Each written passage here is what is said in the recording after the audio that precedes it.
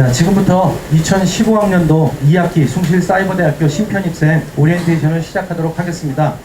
먼저 국민의례가 있겠습니다.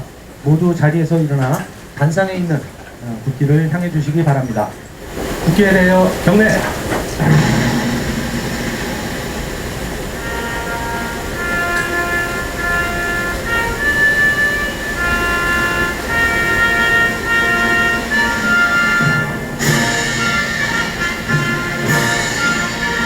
나는 자랑스러운 태극기야. 자유롭고 정의로운 대한민국의 무궁한 영광을 위하여 충성을 다할 것을 굳게 다짐합니다.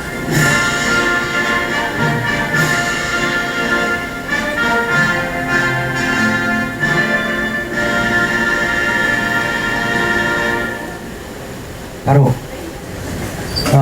오늘은 이제 신편입생들이 처음 들어와서 개강하기 직전에 우리 학교에 이제 처음 오시는 겁니다. 그래서 한 학기 이제 앞으로 뭐 2년이고 4년이고 공부하실 교수님들이 어떤 분들인지 내가 소속한 이런 그 교수님들 소개를 먼저 좀 해드리도록 하겠습니다. 호명을 해주시는 분들은 자리에 좀 일어나셔가지고요, 학생들이 좀 볼 수 있도록 이렇게 좀 틀어서 얼굴을 좀 보여주시기 바랍니다. 먼저 숭실대학교 총장이신 공학박사 한헌수 총장님이십니다.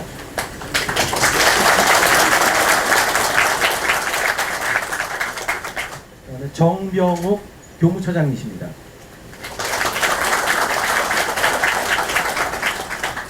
이현진 정보기술처장이십니다. 김종훈 총무처장이십니다. 김학환 산학협력단장이십니다. 그리고 학생을 대표해서 총학생회가 있습니다. 총학생회장이신 박승철 총학생회장입니다. 그리고 사회를 맡고 있는 저는 이창우 입학학생처장입니다. 예, 반갑습니다. 아마 동영상을 보신 분들은 여기에 이제 우리 기획처장님도 계시고요, 부총장님도 계십니다. 근데 정무성 부총장님이 계시고요, 여기 김은기 기획처장님이 계십니다. 두 분은 지금 해외 출장 중이셔가지고 이 자리에는 참석을 못했습니다. 아마 다음 그 행사 때 또 볼 기회가 있으리라고 생각이 됩니다. 이어서 각 계열 학장님하고 그리고 그 학과장님들, 그리고 이어서 소속 학과의 교수님들을 소개해드리도록 하겠습니다. 인문계열 학장이신 언어학 박사 박상도 교수님이십니다. 사회계열 학장이신 사회복지학 박사 김선아 교수님이십니다. 이공계열 학장이신 디자인학 박사 유명한 교수님이십니다. 좀 중복되시는 분들도 계실 텐데요, 겸직 때문에 실용영어학과장 언어학 박사 박상도 교수이십니다. 인문계열 소속부터 말씀드리도록 하겠습니다. 중국언어문화학과장 중국문학박사 박영희 교수님이십니다. 방송문예학과장 문학박사 허혜정 교수님이십니다. 기독교 상담복지학과장 상담학 박사 이호선 교수이십니다. 뷰티미용예술학과장 향장생물학 박사 임대진 교수님이십니다. 상담심리학과장 철학박사 정영선 교수님이십니다. 아동학과장 아동학 박사 김영심 교수님이십니다. 청소년 코칭 상담학과장 교육학 박사 이혜경 교수님이십니다. 평생교육학과장 교육학 박사 윤혜순 교수이십니다. 그 다음에 사회계열입니다. 사회복지학과장 사회복지학 박사 김선아 교수입니다. 노인복지학과장 사회학 박사 조문기 교수이십니다. 법행정학과장 법학 박사 나병진 교수이십니다. 경영학과장 경영학 박사 문근찬 교수이십니다. 외식창업경영학과장 경영학 박사 이진희 교수이십니다. 세무회계학과장 경영학 박사 정병욱 교수이십니다. 부동산학과장 도시 및 지역 계획학 박사 박인 교수이십니다. 엔터 비즈니스 학과장 경영학 박사 이정재 교수이십니다. 이공계열입니다. 시각 디자인학과 디자인학 박사 유명한 교수이십니다. 시각 디자인 학과장 디자인학 박사 배윤성 교수이십니다. 컴퓨터 정보통신학과장 동학 박사 김정수 교수이십니다. 융합정보보안학과장 동학 박사 신정훈 교수이십니다. 소방방재학과장 동학 박사 박재성 교수이십니다. 건설시스템공학과 공학 박사 권영철 교수이십니다. 이어서 학과 교수님들, 전임 교수님들을 죄송합니다. 컴퓨터 소프트웨어 학과장 이현진 교수이십니다. 죄송합니다. 아까 처장님으로 소개를 해가지고 빼먹었습니다. 실용영어학과 언어학 박사 김미령 교수이십니다. 실용영어학과 영어교육학 박사 이윤실 교수이십니다. 기독교 상담복지학과 사회복지정책학 박사 전남진 교수이십니다. 상담심리학과 교육학 박사 신을진 교수이십니다. 아동학과 아동학 박사 이선희 교수이십니다. 사회복지학과 사회복지학 박사 엄미선 교수이십니다. 사회복지학과 사회복지학 박사 곽지영 교수이십니다. 네, 이렇게 우리 학교에 여러분들하고 이제 2년, 짧게는 2년, 길게는 4년 동안 같이 공부하실 교수님들을 소개를 해드리겠습니다. 이어서 한 분이 또 빠졌네요. 죄송합니다.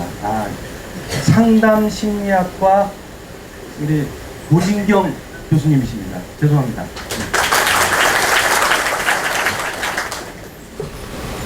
네, 여러분 안녕하십니까.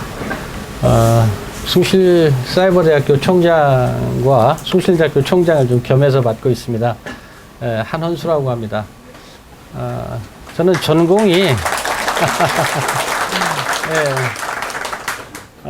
로봇이에요. 로봇공학을 공부했고, 특히 이제 로봇 중에서도 시각 센서가 제 전공이었어요. 뭔 말인지 잘 모르시겠죠? 사람이 눈으로 많은 정보를 얻어내잖아요. 로봇도 뭔가 지능을 가지고 움직이려면 주변의 정보를 모으는 게 굉장히 중요합니다. 사람도 전체적으로 약간씩의 오차는 있지만 외부의 정보를 획득하는데 우리가 인지하잖아요. 눈으로 보고 귀로 듣고 손으로 만져보고 이런 인지 기능들이 있는데 이런 주변 정보를 획득하는 데 있어서 사람도 80에서 90%가 눈을 통해서 정보를 획득합니다. 그래서 여러분이 눈을 뜨고 있는 동안 CPU가 작동합니다. 뇌가 막 돌아가는 거죠. 그래서 눈 뜨고 있는 것 자체가 피곤한 거예요. 그래서 여러분이 피곤하다 생각할 때 눈을 감고 잠깐만 머리를 기대도 이게 CPU 작동의 90%는 줄어듭니다. 그래서 휴식을 좀 느끼고 회복할 수가 있죠. 그렇듯이 로봇도 이제 사람들과 같이 생활하고 주변에서 뭔가 임무가 주어지면 일을 하려면 주변 정보를 획득해야 되는데 사람처럼 눈이 없잖아요. 그래서 카메라를 붙여줍니다. 그래서 카메라를 붙여주면 카메라를 통해서 보여지는 세상을 이제 분석을 열심히 합니다. 이건 사람이고 이건 의자고 이건 내가 저기 앉아도 되고 저기는 앉으면 안 되고 이런 이제 분석을 좀 하죠. 그리고 뭐 글자도 읽어내야 되고 사람이 저 사람 화났다, 저 사람 기분 좋다, 뭐 이런 것도 다 이제 로봇가 인지를 해야 사람들과 같이 어울려서 살 수가 있겠죠. 옛날에 한참 흥행했던 영화 아이 로봇이라는 게 있습니다. 거기에 보면 거의 사람과 똑같고 사람보다 지능이 월등히 뛰어난 이런 로봇가 나와가지고 사람을 지배하려고 작전을 쓰다가 망하는 뭐 이런 영화가 있었는데, 이제 그런 시대가 혹시 올지도 몰라요. 그만큼 기술의 발전이 무섭게 되고 있습니다. 지금은 우리 사람이 이렇게 인지하는 것과 같이 카메라를 가지고 인지하려면 아마 슈퍼컴퓨터 정도는 있어야 되는데 슈퍼컴퓨터를 뭐 로봇에다가 못 실죠. 해서 이제 그런 일들은 아직 먼 일로 느껴지는데 그런 일을 하는 게 제가 하는 일입니다. 그러다가 이거 로봇에다가만 이게 눈을 달아줄 일이 아니고 우리 청년들에게 또 공부하려고 하는 뭔가 세상을 새롭게 한번 공부하려고 하는 사람들한테도 내가 뭐 눈을 좀 달아줘야 되겠다 싶어서 제가 총장을 한번 해봐야 되겠다 싶어서 제가 총장이 됐습니다. 그래서 여러분들이 세상을 보는 눈을 밝히 뜰 수 있도록 해주는 교육을 하는 학교, 여러분들에게 미래를 볼 수 있는 그런 그 기회를 주는 대학을 만들어 보겠다라는 생각을 늘상 가지고 여기 앉아 계신 우리 교수님들과 열심히 우리 스스로를 바꾸어가고 있습니다. 제가 제일 좋아하는 단어 중에 하나가 꿈이라는 단어입니다. 꿈은 아무나 꾸죠. 어린애들도 꾸고 나이 먹어서도 꾸고 다 꿀 수가 있는데 우리가 그 꿈이라고 하는 것이 있는 것이 우리 사람이 가지는 특징 중에 하나인 것 같습니다. 세상에 만물은 다 생겨나고 성장하고 또 소멸합니다. 그렇죠. 여기서 안 죽을 사람 하나도 없잖아요. 그렇죠. 지금까지 어떤 기업도 기관도 만들어졌다가 지금까지 뭐 영원 존재하는 건 없습니다. 하지만 우리가 영원히 존재할 수 있는 방법들도 있다고 저는 생각을 합니다. 우리 개인이 자연적인 수명은 끝나지만 우리가 끊임없이 우리 자신을 개혁해 나가고 우리가 새로운 형태로 변화시켜 나간다고 한다면 그러한 정신들이 이어지고 그러한 정신으로 이루어지는 세계는 영원히 이어질 수 있지 않겠나 생각을 좀 하는 겁니다. 우리가 여기에 계신 분 보면 이제 젊은 분들도 계시고 연세가 지긋한 분들도 계십니다. 근데 이 자리에 오신 이유는 뭡니까? 각자 내가 하고 싶은 일이 있기 때문에 오신 거죠? 내가 하고 싶은 일을 숭실사이버대학이 도와줄 거라고 믿기 때문에 숭실사이버대학에 오신 거죠? 예. 그것이 바로, 우리 대학의 사명이라고 생각을 합니다. 교육이라고 하는 건 뭐냐면, 가르치는 자와 배우는 자가 있죠. 가르치는 자는 가르치는 자들로의 꿈과 소망이 있습니다. 숭실사이버대학은 숭실사이버대학에서 교육받는 사람들을 통해서 이 세상을 어떻게 바꾸어야 되겠다고 하는 정신과 철학이 있습니다. 그리고 여러분들은 여러분 나름대로 숭실사이버대학에서 받은 교육을 통해서 여러분들의 삶을 어떻게 바꾸어 나가겠다고 하는 꿈이 있습니다. 이 두 가지가 맞아떨어져야지 제대로 된 교육이 이루어집니다. 그렇지 않으면 가르치는 사람은 가르치는 사람들의 늘상 불만일 수밖에 없고 배우는 사람은 배우는 사람 나름대로 늘상 불만을 가질 수밖에 없겠죠. 그래서 오늘 이 시간은 오리엔테이션이죠. 오리엔테이션이 뭐예요? 방향이라고 하는 거예요. 우리가 여러분들의 숭실사이버대학에서의 머무는 기간 동안 여러분들이 어떤 방향성을 가지고 뭘 생각하며 공부를 해야 되는지를 가르쳐주는 시간이 오리엔테이션이에요. 그래서 저한테 처음으로 지금 첫 바따로 총장이 가서 한번 말씀 한번 하시오라고 하는 이유는 뭐예요? 우리 대학이 어떤 대학이고 우리 대학이 여러분들한테 어떤 교육을 시키기를 원하는지를 첫 시간에 알려주었으면 하는 마음으로 아마 우리 교수님들이 저를 불러서 세운 것 같아요. 지금 우리가 살고 있는 시대, 이 시대에 대해서 정확한 이해가 없다면 우리가 가르치는 사람도 배우는 사람도 정확한 우리의 미래를 준비하지 못한다고 생각을 좀 합니다.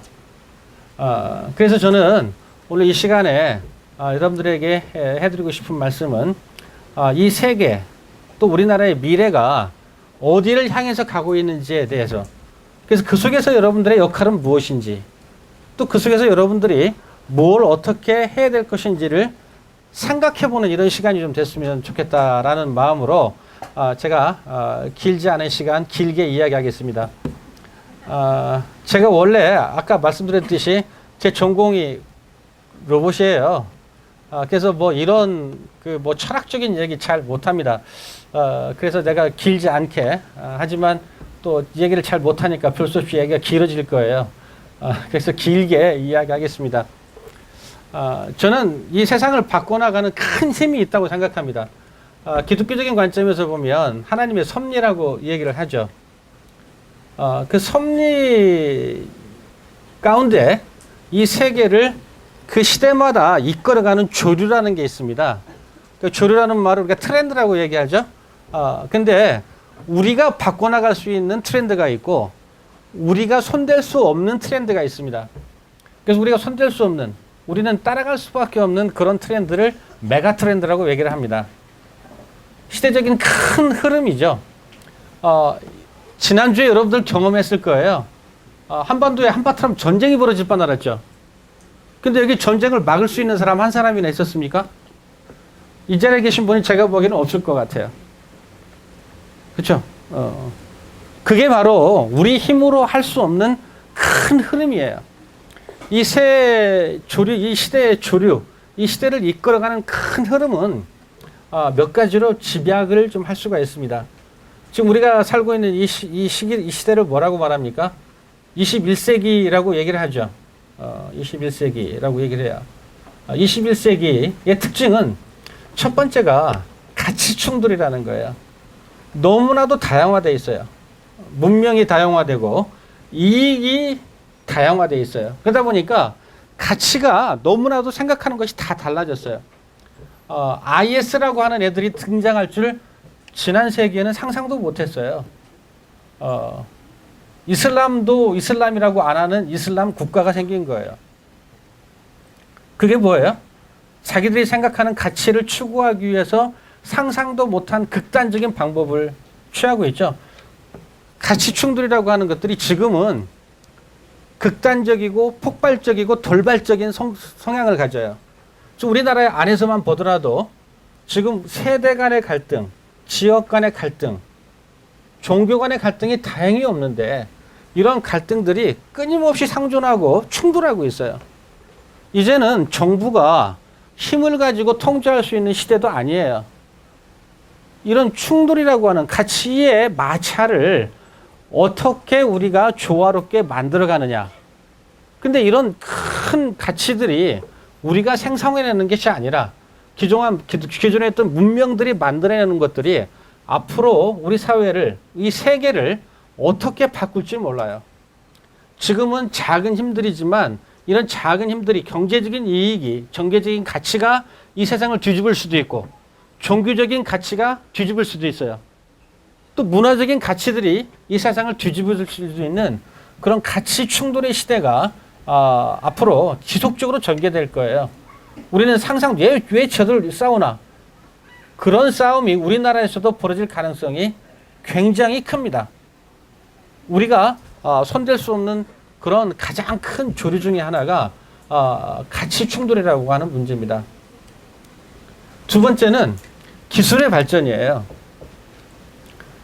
여러분들 제가 한 20년 전, 제가 92년도에 교수가 됐는데 처음 교수가 돼가지고 제가 가끔 이제 세대가 어떻게 바뀌었는지 예를 들던 게 우리 딸아이였어요. 제가 국민학교 다닐 때 국민학교 3학년 때 우리 동네에서 처음으로 우리 집에 TV가 들어왔어요. 근데 그 TV는 어디에 있었냐면 장 안에 있었어요. TV를 보관하는 보관함이 있었어요. 그리고 TV의 스위치를 켰다 껐다 할 수 있는 사람은 우리 아버지밖에 없었어요. 격하게 공감하시는 분은 아마 제 나이 또래쯤 될 것 같습니다. 근데 우리 딸아이는 이게 기어다니기 시작하면서 지가 눈 뜨면 기어 나와가지고 텔레비 켜고 비디오 테이프 딱 집어넣고 지가 혼자 TV를 봐요. 아니 감히 우리 시대는 상상도 할 수 없죠. 그렇죠? 근데 지금은 어때요? 애들이 핸드폰 가지고 자기 하고 싶은 거 다 하죠. 여러분들이 핸드폰이 이 스마트폰이 나와가지고 우리 사회가 이렇게 바뀔 거 10년 전쯤에 예상했습니까? 없었을 거예요.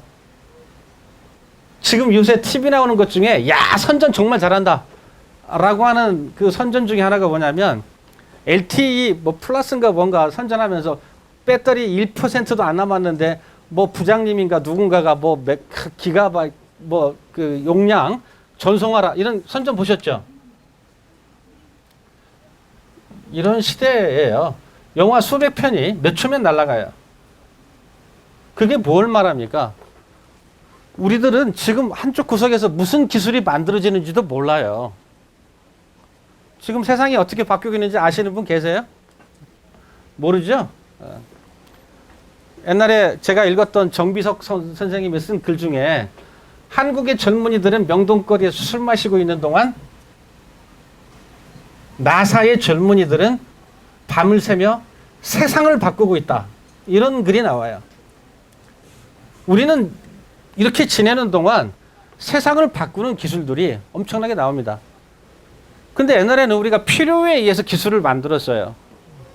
그렇죠? 뭐가 필요하면 그걸 만들었거든요. 근데 이제는 기술이 나오면 그 기술이 세상을 바꿉니다. 지금은 여러분들이 핸드폰 가지고 조물락거리고 앉아있지만 이제는 내가 예측하기는 한 10년, 20년 지나면 이런 디바이스 자체가 없어집니다. 손에 들고 있는 단말기가 없이 커뮤니케이션 하는 세상이 온다고 저는 믿어요. 이게 기술이 기술을 부르는 세대를 여러분들은 살아가야 돼요. 여러분이 경험하지 못했던 일들로 여러분의 미래는 가득 찰 거라는 거죠. 그 기술의 발전 중에 교통과 통신의 발전이 이 사회를 획기적으로 초글로벌 사회로 만들어 놨어요. 글로벌 사회가 뭐예요? 지구는 하나다. 그죠? 근데 그거 가지고는 안 돼요. 뭐예요? 지구가 반나절 생활권이 되는 거예요. 제가 이래봬도 나이는 좀 꽤 됩니다. 그래서 70년대 초반에 우리 위대하신 박정희 대통령께서 1980년이 되면 국민소득 $1000 시대, 서울에서 부산까지 1일 생활권을 외치셨어요. 그때 웃기고 있네. 대부분의 국민들은 저 사람 대통령 오래 해먹으려고 별소리 당하는 거 이렇게 생각을 했었어요. 근데 그 어른이 하신 말씀 중에 아침 식사는 서울서 하고 점심은 부산에서 먹고 저녁은 다시 서울 와서 먹게 해준다고 얘기를 했어요. 근데 그때 서울에서 부산까지 대충 얼마나 걸리는지 기억하시죠? 제가 보니까 기억하실 만한 연세신 것 같은데 12시간 이상 걸렸어요. 근데 그 양반이 그런 얘기를 했어요. 됐잖아요. 그것도 78년도에 다 완성이 됐어요. 77년도, 78년도에. 내가 77년도에 광주에서 고속버스 타고 서울에 왔으니까. 호남고속도로가 제일 늦게 뚫렸거든요. 경부고속도로 뚫는다고 할 때 나라 뒤집혔어요. 반대하느라고. 도로에 뒤집어. 근데 그런 일들이 가능해졌죠. 근데 나는 지금 예측하죠. 나중에 꼭 기억해.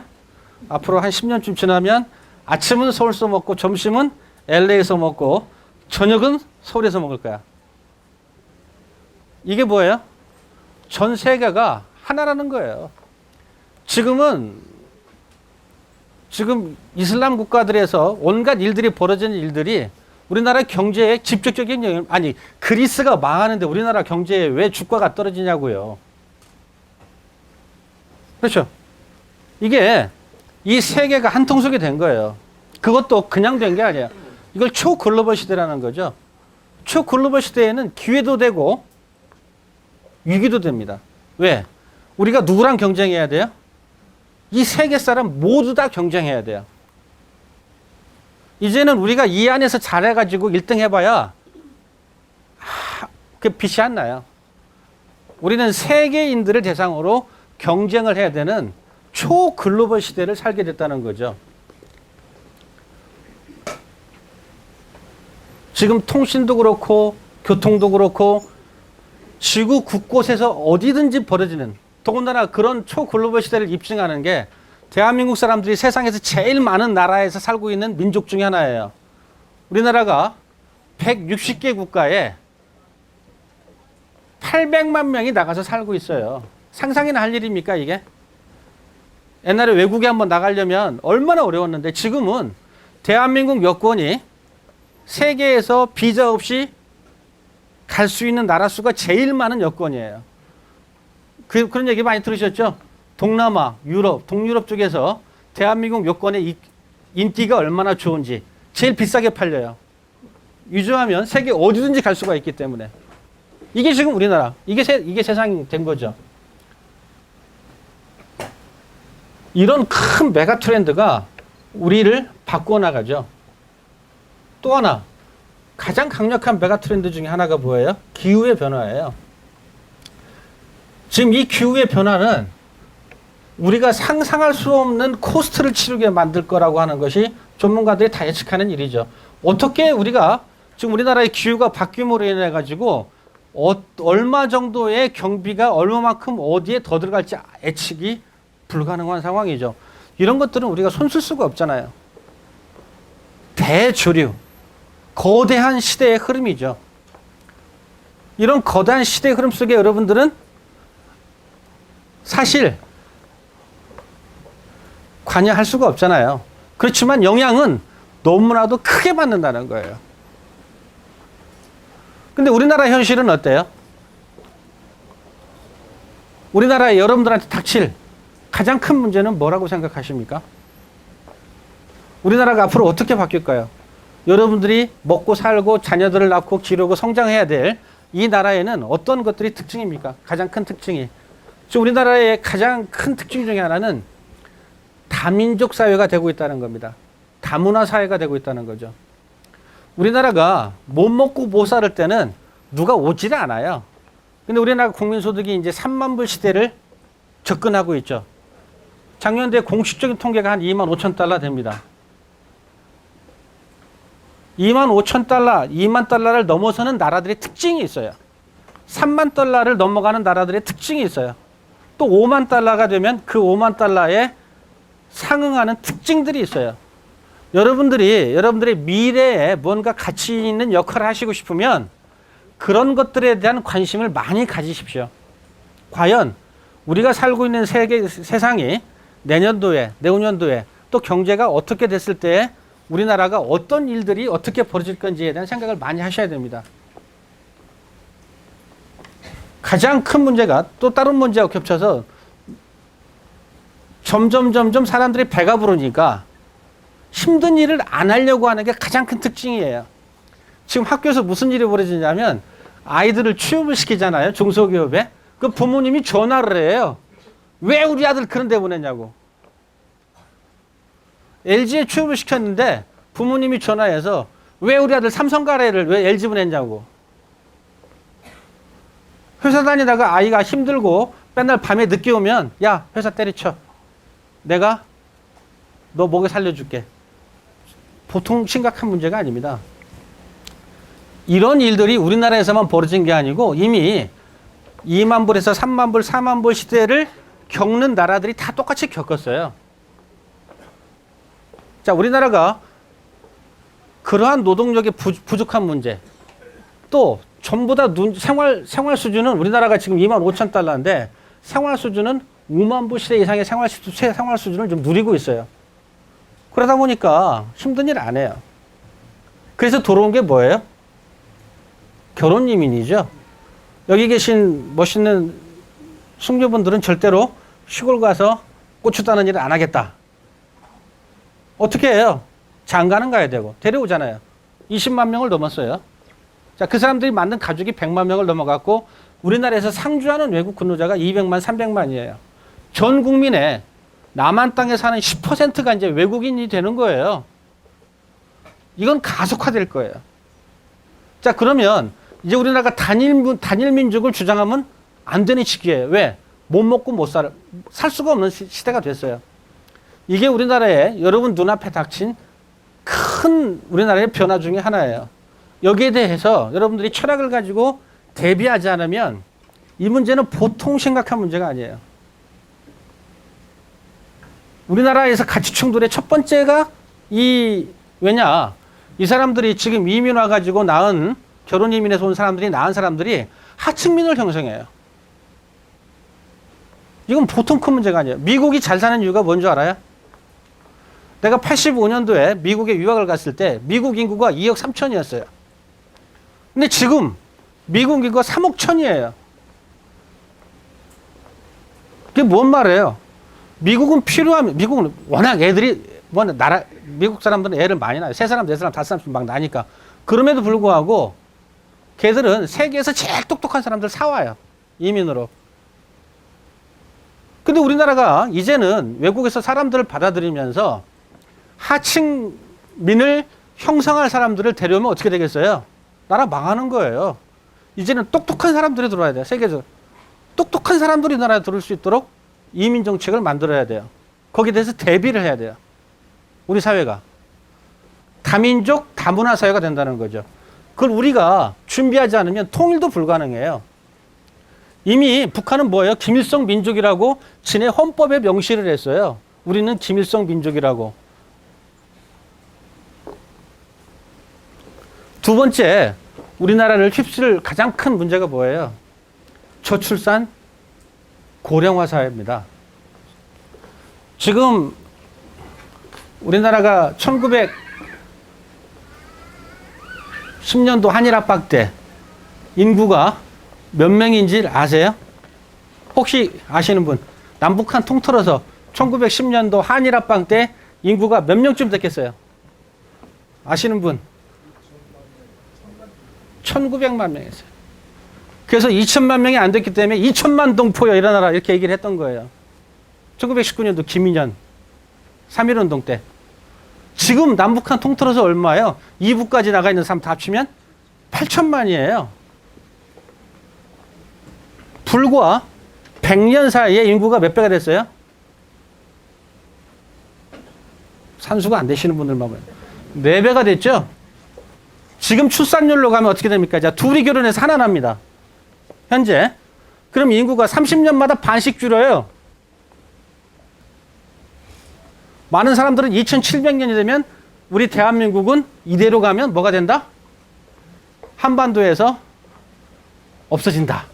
예측을 해요. 지금 앞으로 10년 후에 우리 사회복지학과 앞으로 10년 후에 고령화 인구가 60세 이상의 전체 인구의 30%가 된다고 합니다. 이건 우리나라의 미래에 어떤 영향을 미칠지 잘 생각해 봐야 되는 일입니다. 그리고 이 사태를 극복하기 위해서는 이 문제를 극복하기 위해서는 이제 막 나라만 가지고는 해결이 안 되는 거겠죠. 자, 우리가 이러면서 지금 우리가 달성해야 될 숙제는 뭡니까? 우리나라 백성들, 우리 후손들, 우리 자녀들 잘 먹고 잘 살아야 되겠죠. 국민소득 5만 달러 달성해야 됩니다. 그렇지 않으면 통일 불가능해요. 우리나라가 지금 1년에 200조 원은 있어야지 남북이 통일돼도 전쟁 없이 통일이 가능해져요. 근데 우리나라 예산이 400조밖에 안 되는데 200조를 갖다가 북한에다가 되겠어요? 불가능합니다. 우리나라 경제 규모가 지금보다 2배, 3배는 커져야지 통일의 문제를 해결할 수 있는 여력이 좀 생기죠. 지금 수준을 유지하면서. 우리가 통일됐다고 그래가지고 우리 경제 수준이 발전하고 계속해서 성장할 거다? 예측 못 합니다. 지금 이 상태로 가면은. 그래서 우리 국가가 해결해야 될 가장 큰 문제점 중에 하나가 저출산 문제고 또 고령화 사회를 어떻게 슬기롭게 생산과 연계시키냐는 거죠. 여기 계신 분 중에 50세 이상 분들은 정말 애국자십니다. 무엇인가 새로운 일을 만들어서 해보려는 의지를 가지고 이 자리에 오셨다고 하는 것에 대해서 경의를 정말 표할 수밖에 없습니다. 우리가 나이에 상관없이 국가의 생산력을 높이기 위해서 무엇인가 끊임없이 나를 개발하고 투자하지 않으면 우리나라의 미래는 암울합니다. 이런 문제들에 대해서 우리가 항상 촉각을 세우고 우리 가르치는 학교에서도 과연 이런 문제를 어떻게 해결할 것인가. 내가 우리 교수님들한테도 이런 얘기를 별로 못했어요. 끊임없이 연구해야 됩니다. 자, 이런 사회에서 어떤 학문이 내가 어떤 역할과 어떤 비즈니스를 해야지 우리 국가 사회의 발전에 공헌하고 내가 성장할 수 있을 것인지 여기에 대한 고민이 필요한 거죠. 그러려고 교육하는 거고 그러려고 교육을 받는 겁니다. 이런 문제들을 다 뒤엎는 또 하나 가장 큰 우리나라의 숙제가 있습니다. 나는 우리나라의 희망이라고 생각하는데 그건 통일입니다. 나는 하나님께서 기가 막히게 이런 얘기하다가 또 나중에 혹시 내가 장관 청문회가 잘릴지 모르지만 기가 막히게 이게 참 절묘해요.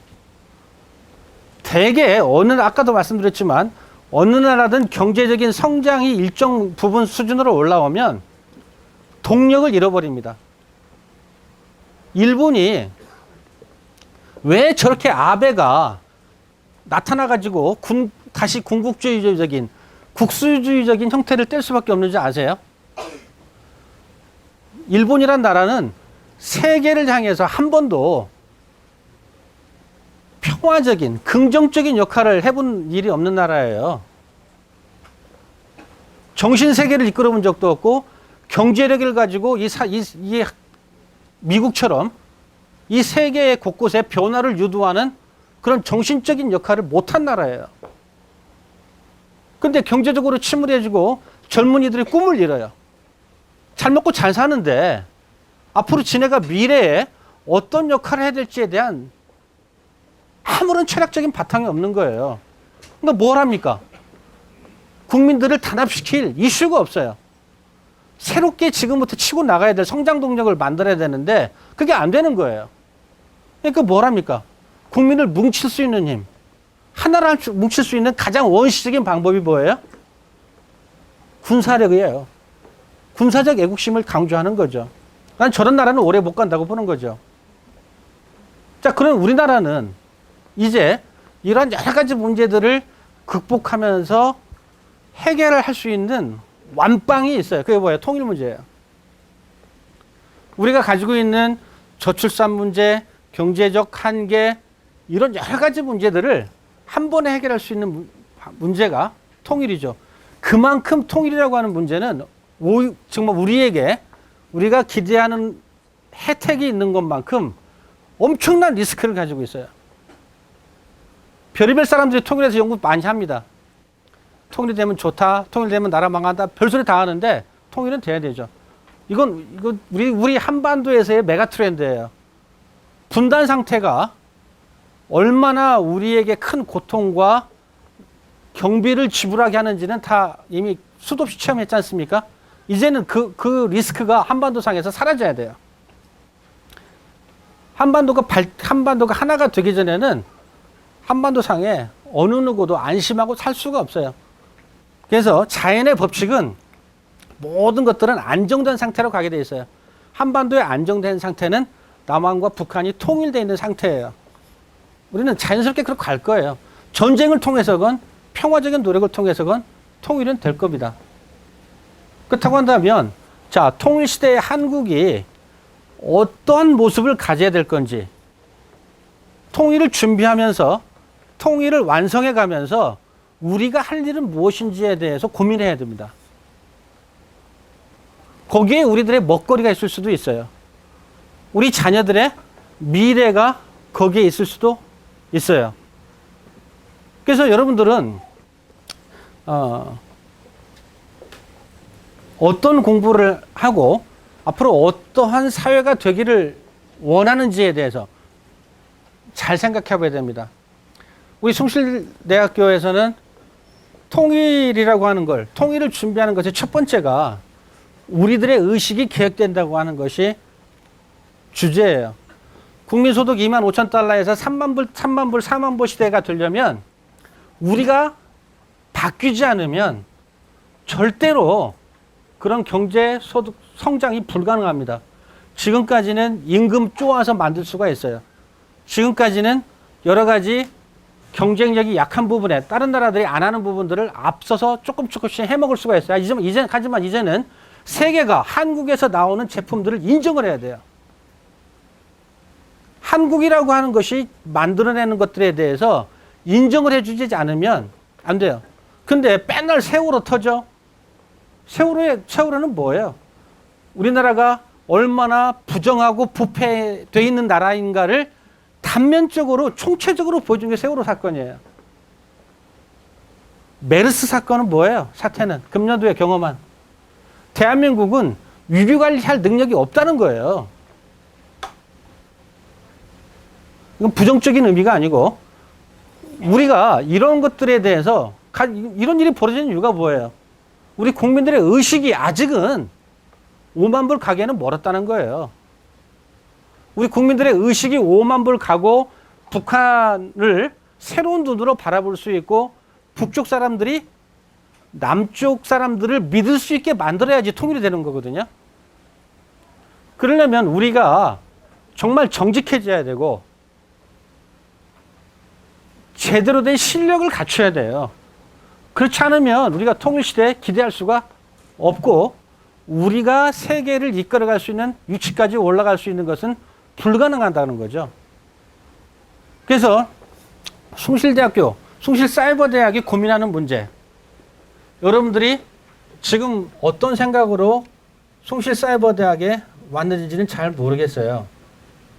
하지만 숭실사이버대학이 여러분들에게 원하는 것은 그러한 세계적인 조류와 우리 한국 땅에서 벌어질 미래를 생각하면서 우리가 국민소득 5만 달러, 통일 한국 시대에 살아갈 시민으로서의 자격과 의식을 갖춰주기를 바란다는 거죠. 그것이 여러분 교육의 근간에 있어야 됩니다. 그런 의식의 변화가 여러분들이 숭실사이버대학에 머무는 기간 동안에 구체적으로 일어나야 돼요. 그래서 여러분들한테 숭실사이버대학이 하고 싶은 얘기들은 그런 변화, 그런 공부를 하기에 적합한 곳이라는 거죠. 아까 잠깐 비디오에서 봤겠지만 숭실대학과 숭실사이버대학은 우리나라 최초의 한국 사이버대학과 숭실대학이 결합하면서 만들어진 게 숭실사이버대학이에요. 이제 왜 숭실대학이 숭실사이버대학과 힘을 합쳤나? 간단합니다. 아까 말씀드린 대로 이제 기술의 발전이 어디로 향해요? 지금 여러분들 다음 세대는 리얼 월드와 사이버 월드를 구분할 수 없는 세계를 살 거예요. 지금 여러분들이 가지고 있는 것들은 전부 다 하드웨어 디바이스예요. 근데 이제는 형태가 없는 디바이스들이 소프트웨어적으로 지배하는 사회가 올 거라고 생각하는 거죠. 그런 사회가 되게 되면 여러분들은 정말 리얼 월드와 사이버 월드 구분할 수 없는 세계를 살게 돼요. 교육도 거기서 예외가 아니에요. 책상 놓고 강의하는 이런 강의가 교육이 아니라 온라인 새로운 첨단 기기들, 온라인 시스템을 가지고 교육하는 그런 시대가 앞으로 10년 내에 우리 교육계를 지배할 거라는 얘기죠. 그래서 기본적으로 풍성한 교육 콘텐츠를 가지고 있는 숭실대학교와 사이버 교육의 최고를 달리고 있던 한국사이버대학이 합쳐진 거예요. 숭실대학이 그러면서 숭실사이버대학의 교육 목표가 새로워졌고 숭실사이버대학에서 길러내려고 하는 인재상이 바뀐 거예요. 무얼로? 아까 말씀드린 대로 이제 통일시대를 대비하고 이 한국을 이끌어갈 리더십들이 숭실사이버대학 교육을 통해서 나오기를 바라는 거죠. 처음에 말씀드렸듯이 교육의 목표는 뭐예요? 교육을 통해서 교육받은 사람들이 세상에 나가서 세상을 뒤집어 바꾸는 거예요. 그러니까 나는 늘상 교육은 혁명가들이 하는 일이라고 생각을 합니다. 그런 의식과 그런 생각이 없다면 교육할 사람으로서의 자격이 없는 거죠. 또 숭실 사이버대학에서 교육받는 학생들이 그런 의식과 그런 생각을 가져줘야 이 세상이 바뀝니다. 여러분들 맨날 불평불만하고 우리 사회는 왜 이럴까? 이런 생각에 머물러 있다면 답은 간단합니다. 내가 바뀌면 됩니다. 우리 숭실대학교가 1897년도에 평양에서 처음 만들어졌거든요. 선교사들이 만들었어요. 선교사들이 왔는데 정말 재밌습니다. 평양에 만들었는데 어떤 시대 정신을 얘기하냐면 민족의 자주와 독립을 얘기해요. 선교사들이 만든 대학에서.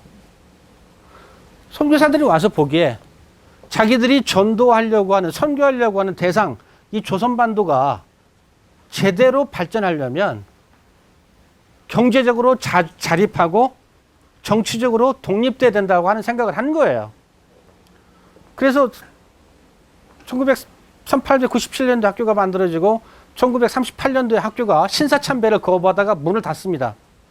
그 기간 동안에 교장이 5명 있었는데 5명 중에 감옥에 간 사람도 있고 일본 군 내 안 끌려간 사람이 하나도 없어요. 외국인 교장들이.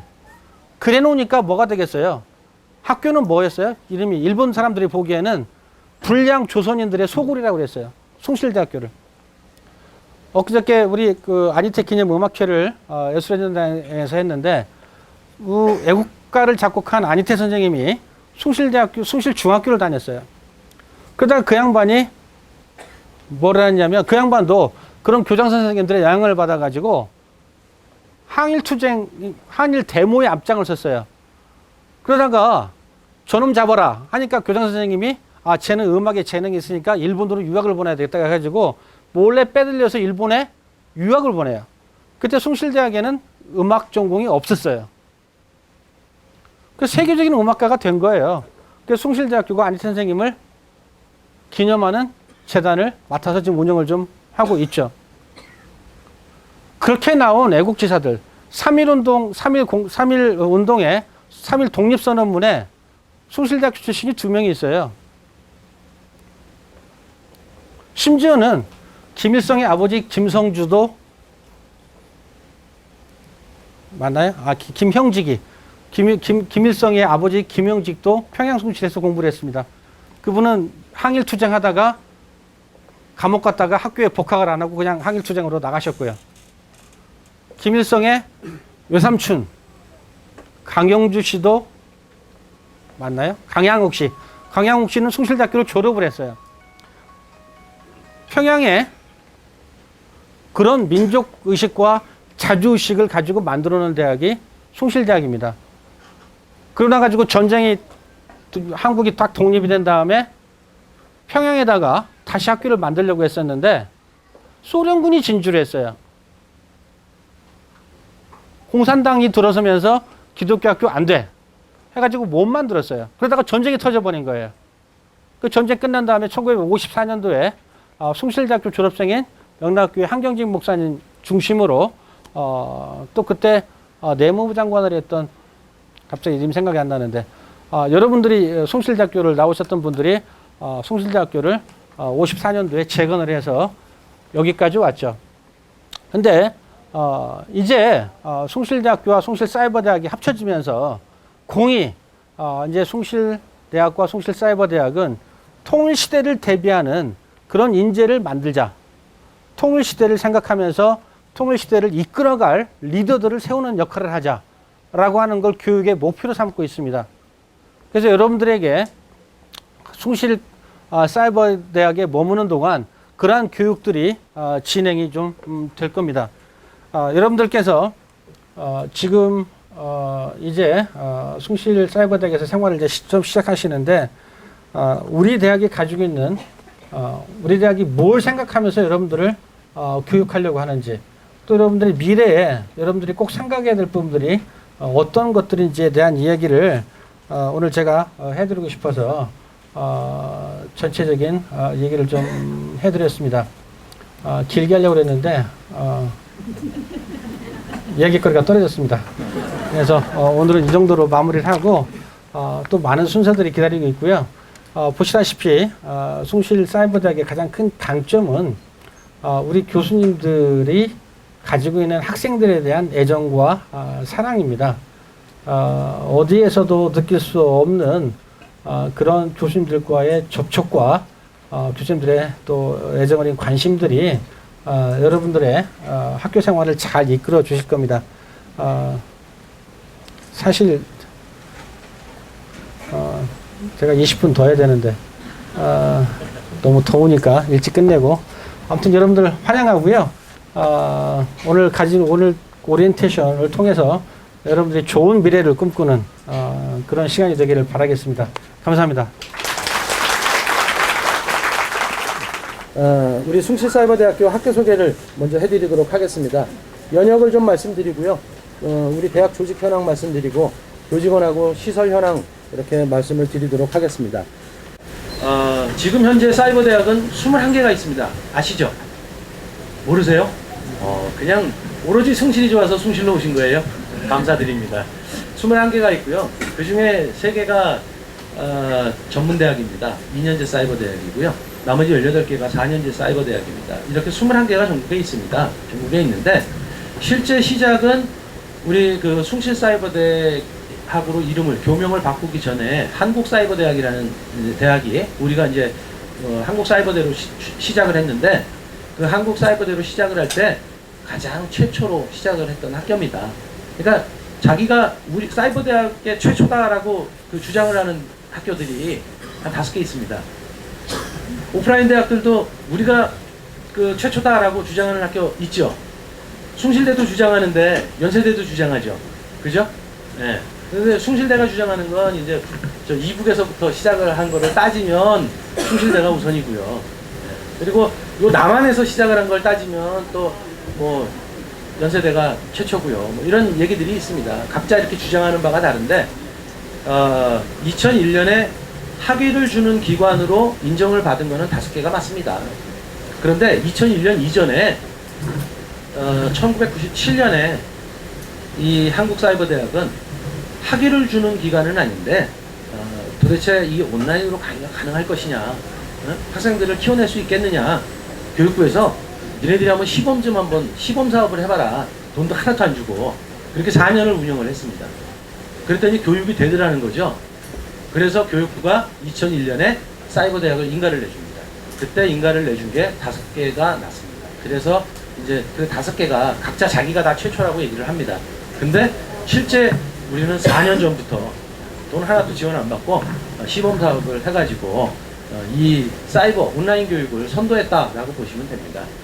근데 사실은 이제 또 이럴 수도 있죠. 선도한 사람들이 그럼 결코 끝까지 잘하느냐, 시작한 사람은 고생만 하고 이제 2위로 뛰어든 사람들이 또 더 잘하고, 사실 그런 측면에서 우리가 좀 아쉬운 점이 좀 있습니다. 그러니까 오프라인 대학을 끼고 시작을 했으면은 좀 빨랐을 텐데, 저희는 순수하게 이제 온라인 대학으로 시작을 했고요. 그리고 다른 사이버 대학들 중에 오프라인 대학을 끼고 시작을 했던 데는 이제 새로운 거를 하는 입장에서 생소하잖아요. 그죠? 그런데 오프라인 대학을 굉장히 오랫동안 해온 학교들이 온라인 대학을 할 때는 대학이 어떤 거라는 거는 다 알잖아요. 그죠? 어떻게 해야 대학이 발전하고, 뭐 학생 수가 어떻게 돼야 등록금이 많이 늘어나고, 이런 거 잘 알잖아요. 그래서 우리보다도 학생 수가 많은 대학이 사실 5개가 있습니다. 우리보다 늦게 출발을 했는데, 근데 교육은 저희가 제일 낫다라고 자부를 합니다. 그래서 여러분들이 참 선택을 잘 해주셨다, 이렇게 생각을 할 수 있고요. 그래서 이제 2097년부터 2001년에 저희가 이제 이렇게 인가를 받고요. 그리고 2007년에는 각 사이버 대학들이 처음으로 이제 7년 만에 처음으로 대학 평가를 받습니다. 대학 평가를 받아서 고등교육법으로 이관하는. 그러니까 그 당시에는 처음에 만들어졌을 때는 평생교육법에 있었습니다. 그래서 2007년에 평가를 받고 그때 16개 대학이었나요? 18개 대학이었나요? 18개 대학이 평가를 받아서 16개 대학이 평가를 받아서 3개 대학이 고등교육법으로 못 넘어오고요. 나머지가 고등교육법으로 넘어왔습니다. 그때 이제 저희도 고등교육법으로 넘어왔고요. 그러면서 이제 2012년에 저희가 12년 초에 이제 11년 말부터 시작해서 숭실대하고 같이 이렇게 접촉을 하기 시작을 해서 숭실 사이버로 교명을 바꾸게 됩니다. 합쳐진 거죠. 그래서 이제 온 오프라인 대학을 같이 이제 하는 학교가 됐습니다. 그래서 2013년에 제4대 총장, 오늘 특강을 해주신 한원수 박사님께서 총장으로 부임을 하셨고요. 그리고 이분은 이제 숭실대학교 총장님을 겸직하고 계십니다. 그래서 우리 부총장님이 또 계시다고 그랬죠. 정무성 부총장님께서 우리 대학을 실질적으로 운영을 하십니다. 그 다음에 2013년에 비전 2020을 수립을 했고요. 이때 이제 교육 목표나 이런 것들을 저희가 조금 수정을 했습니다. 그래서 기독교 대학과 그 다음에 통일 숭실이라고 하는, 앞서 이제 우리 총장님께서 막 주장을 많이 해주신 통일 시대를 대비하는 그런 사람들이 돼야 된다라고 해서 이제 통일 숭실을 주장하는 그런 내용들을 담고 교육 목표를 좀 바꿨습니다. 그 다음에 2014년에 저희가 대학 평가를 또 받았습니다. 이때는 이제 21개 대학이 받았죠. 21개 대학이 받았는데 결과는 5개 영역, 전 영역 최우수를 받았습니다. 최우수를. 그러니까 학생 수가 최고는 아닌데요. 최고로 많지는 않은데 최우수를 다 받았습니다. 5개 영역에서. 굉장히 획기적인 일입니다. 이때 21개 대학 중에 5개 대학만 최우수 대학으로 받았고요. 지방에 있는 대학이 2개가 포함이 돼 있어서 서울에 있는 대학 3개 해서 5개밖에 최우수를 못 받았습니다. 사실은 대학 평가라고 하는 게 예산이 좀 많으면 평가받기 좋습니다. 그죠? 아무래도 돈이 많으면 평가받기 좋지 않나요? 예산을 많이 갖고 있으면 쓰는 것도 많이 쓰잖아요. 어딘가는. 그러면은 자기네가 1위처럼 보이잖아요. 그러니까 평가 지표라는 게 다 그렇게 나옵니다. 돈 많은 사람들, 예산 큰 학교들이 좋게끔 나오게끔 되어 있습니다. 그런데 2014년에 받은 평가는 저희가 규모가 딱 학생 수로 6위 정도, 7위 정도 이렇게 되는데 저희가 최우수를 받았습니다. 5등 안에 들었죠. 굉장히 높은 평가를 받은 겁니다. 그러면서 학생 수도 많이 늘어났고요. 지금 이번 2학기에 여러분들 같은 경우에는 저희가 30%나 많이 들어왔습니다. 인원이. 평상시 들어오던 인원의 30%나 많이 들어왔습니다. 그래서 학교가 지금 굉장히 이제 빠르게 좀 성장을 하고 있습니다. 그 다음에 학교 조직을 한번 보면요. 총장님이 계시고 그 밑에 이제 부총장님이 계시고 실질적으로 부총장님께서 우리 학교를 운영을 하시고 계시고요. 거기에 이제 대학본부, 학과하고 대학원이 있는데 아직 대학원은 저희가 없습니다. 사이버 대학원은 현재는 없고요. 우리 대학을 졸업하고 나면 숭실대학교 대학원이나 또는 그 학과마다 개설되어 있는 타 오프라인 대학의 학과로 이렇게 대학원을 많이 갑니다. 그리고 부설 기관들이 좀 있고요. 여기에 연구소도 좀 있습니다. 대학 본부는 기획처, 교무처, 입학학생처, 정보기술처, 총무처가 있습니다. 여러분들이 학교를 다니시면서 주로 이렇게 접촉을 하거나 그러는 팀들은 입학학생처에 학생 서비스 팀이 있습니다. 학생 서비스 팀. 지금까지는 입시 지원팀에 의해서 여러분들이 입시 지원을 해서 합격을 하신 거고요. 학생 서비스 팀이 여러분 졸업할 때까지 각종 문화행사부터 시작해서 모든 거를 서비스를 해드립니다. 수업을 듣는데 컴퓨터가 잘 안 된다. 원스톱 서비스 상담 받으셔가지고 내 컴퓨터를 다 이렇게 우리 강의를 들을 수 있게끔 프로토콜 맞추고 다 해서 하는 그런 것들도 다 학생 서비스 팀에서 합니다. 그리고 이제 제일 밀접한 관계가 있는 게 교무처죠. 아무래도. 그죠? 여러분들 학사 관리. 학사, 이 내용이 내가 부전공을 할지, 복수전공을 할지, 그 다음에 편입을 할지, 조기 졸업을 하려면 어떻게 되는지, 이런 것들이 있지 않습니까? 그죠? 전과를 하려면 어떻게 하는지, 그리고 내가 교양 필수를 얼마를 들어야 되고, 전공 필수를 얼마를 들어야 되고, 전공 선택은 얼마나 들어야 되고, 기존에 내가 다른 학교에서 어떻게 들었는데, 학점은 어떻게 지금 인정을 받고 있는 거며, 이렇게 해서 어느 정도를 들어야만 내가 졸업을 할 수 있는지 하는 모든 내용들이 학교를 다니시는 동안은 아마 교무처하고 이제 할 겁니다. 그 다음에 학생들이 관여되는 데가 이제 이런 곳이고요. 그 다음에 이제 학과하고 학과를 보면 저희가 인문예술계열 그리고 인문사회계열, 인문계열하고 사회계열을 사실은 이렇게 분리를 해놨는데 조직도상에는 아직 그냥 인문사회계열로 그러니까 두 계열을 가지고 있다가 최근에 이제 세 계열로 지금 나누려고 준비 중입니다. 그래서 아직은 아마 조직도상에는 두 계열로 남아있기 때문에 이렇게 보여드리는 겁니다. 그리고 이공계열 이렇게 세 개가 있습니다. 그래서 인문예술학부하고 상담심리학과 교육학과 그리고 사회서비스학부 그리고 법경영학부 미래 IT 디자인학부 도시인프라공학부가 있습니다. 아마 내년 1학기가 되면 약간의 변동사항이 있으면서 좀 더 팬시한 이름으로 아마 학부의 명칭들이 좀 바뀔 예정입니다.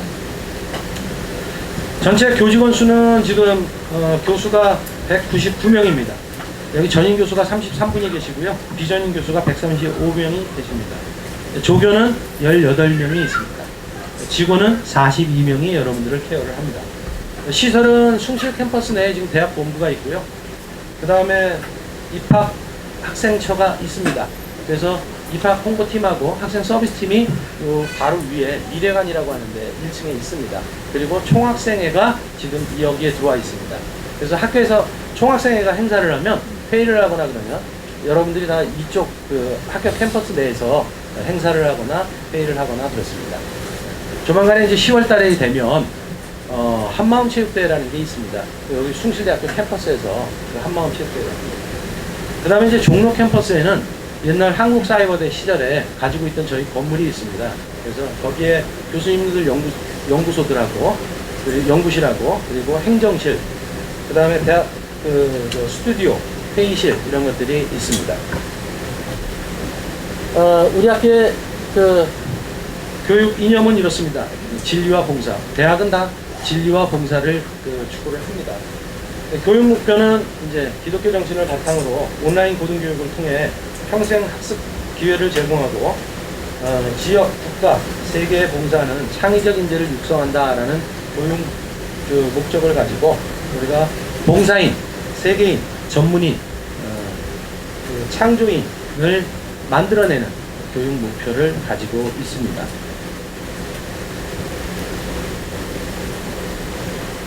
우리 숭실사이버대학교 비전 2020에 주장하는 2020에서 주장하는 내용입니다. 진리와 봉사의 기독교 정신을 실천하는 온라인 고등교육의 선두주자를 만들겠다라는 게 우리 학교의 비전입니다. 네, 이상입니다. 학교 소개를 간단히 마치고요. 우리 교무처장님 나오셔서 학사 안내를 해드리도록 하겠습니다. 네, 반갑습니다. 교무처장 정병욱입니다.